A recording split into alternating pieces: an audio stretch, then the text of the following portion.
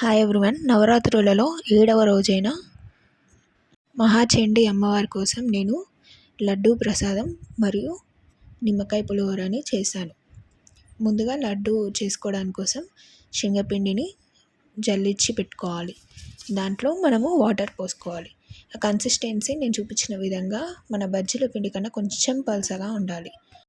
ఇప్పుడు ఆ పిండిలో మనకు కావాలనుకుంటే సోడా కూడా వేసుకోవచ్చు, కానీ నేను వేయలేదు.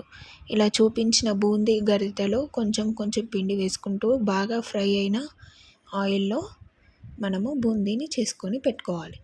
ఇప్పుడు ఇంకో ప్యాన్లో మనము ఒక గ్లాస్ పిండి తీసుకుంటే ఒక గ్లాస్ చక్కెర తీసుకోవాలి, సేమ్ కొలత.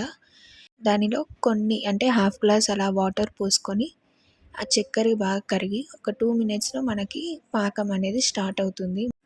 ఈ మరిగే పాకంలోనే మనము యాలకులని దంచుకొని వేసుకోవాలి. పాకం అనేది ఇలా తీగలాగా వస్తే మనకి చక్కెర పాకం అనేది రెడీ అయిపోతుంది. ఇప్పుడు దీన్ని కొంచెం చల్లార్చుకోవాలి. ఈ పాకం కొంచెం గోరువెచ్చగా ఉన్నప్పుడే మనము చేసుకున్న బూందీని ఇలా కలుపుకోవాలి, బాగా మిక్స్ అయ్యేలా కలుపుకోవాలి. ఇప్పుడు డ్రై ఫ్రూట్స్ కోసం నెయ్యి వేసుకొని, నెయ్యి వేడయ్యాక కాజుని చిన్న చిన్న ముక్కలుగా చేసుకొని ఫ్రై చేసుకోవాలి. ఇప్పుడు ఇలా ఫ్రై అయిన కాజుని నెయ్యితో పాటు మన బూందీ దాంట్లో వేసుకొని కలుపుకుంటే మన బూందీ ప్రసాదం అనేది రెడీ అయిపోతుంది. ఇది మహాచండీ అమ్మవారికి చాలా ఇష్టమైన ప్రసాదం అని ప్రసిద్ధి. అందుకే నేను ఇది నైవేద్యంగా పెట్టాను.